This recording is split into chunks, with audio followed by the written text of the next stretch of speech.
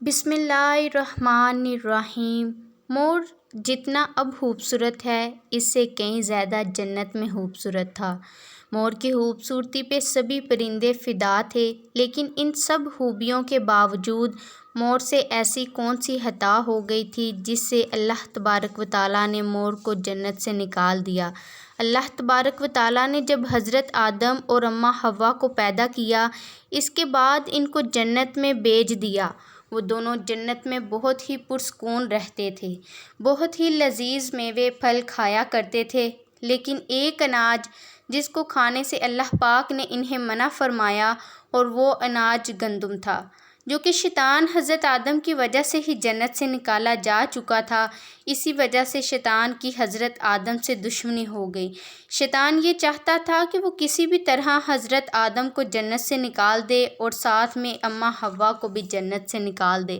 جب شیطان کو یہ خبر ہوئی کہ حضرت آدم کو تمام میوے کھانے کی اجازت ہے لیکن گندم کھانے کی اجازت نہیں ہے، تو شیطان انتقام کی آگ دل میں لیے جنت کے دروازے کے پاس بیٹھ گیا اور 300 سال تک وہاں بیٹھا رہا کہ کوئی جنت کے دروازے سے باہر آئے اور شیطان اس سے بات کر سکے۔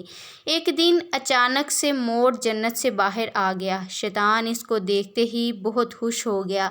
شیطان نے پوچھا، اے خوبصورت پرندے، تم کون ہو؟ مور بولا، میں مور ہوں، اب تم اپنا تعارف کرواؤ۔ شیطان نے جواب دیا کہ میں عالم قربیہ کا ایک فرشتہ ہوں، میں اللہ پاک کی عبادت سے ایک پل بھی غافل نہیں ہوں، میں چاہتا ہوں کہ میں جنت میں جاؤں، وہاں کی نعمتوں کا اپنی آنکھوں سے مشاہدہ کروں۔ شیطان مور سے کہنے لگا کہ تم مجھے جنت کے اندر لے جاؤ، میں تمہیں 3 ایسی باتیں بتاؤں گا جس سے تمہیں ابدی زندگی حاصل ہو جائے گی، تمہیں بڑھاپا اور بیماری نہیں آئے گی، تم ہمیشہ جنت میں ہی رہو گے۔ شیطان کی یہ باتیں سن کر لالچ میں آ کر مور نے کہا کہ مجھ میں تو اتنی طاقت نہیں ہے کہ میں تمہیں جنت کے اندر لے جاؤں، لیکن ایک سانپ میرا دوست ہے، وہ شاید تمہاری مدد کر سکے۔ یہ کہہ کر مور سانپ کے پاس آیا، اس کو ساری بات بتائی۔ سانپ بھی شیطان کی باتوں سے بہت خوش ہو گیا، پھر شیطان کو اپنے منہ میں چھپا کر جنت میں داخل ہو گیا۔ یوں شیطان اپنی چال میں کامیاب ہو گیا۔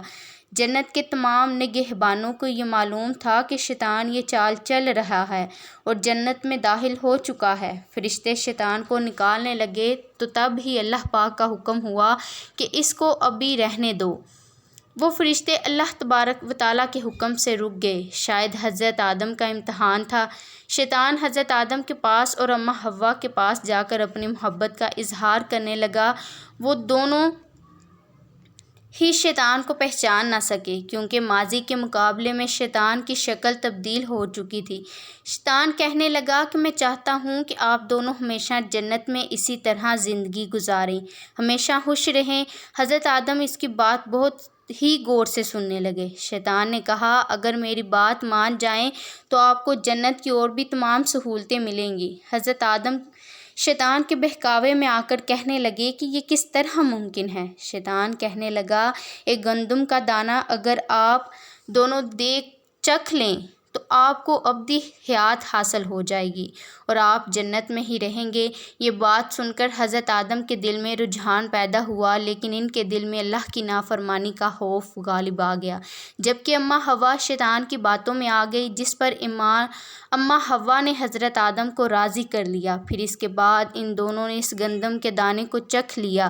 جیسے ہی گندم کا دانہ ان کے اندر گیا تو دونوں کے ستر واضح ہو گئے، جس کے بعد دونوں اپنے اپنے ستر چھپانے لگے اور خوف خدا سے کانپنے لگے۔ اسی دوران اللہ تبارک و تعالیٰ نے فرشتوں کو یہ حکم دیا کہ حضرت آدم اور اماں حوا دونوں کو زمین پر اتار دو۔ حضرت آدم کو سری لنکا کے قریب نیچے زمین پہ بھیج دیا، جبکہ اماں حوا کو جدہ کی سرزمین پر اتارا گیا۔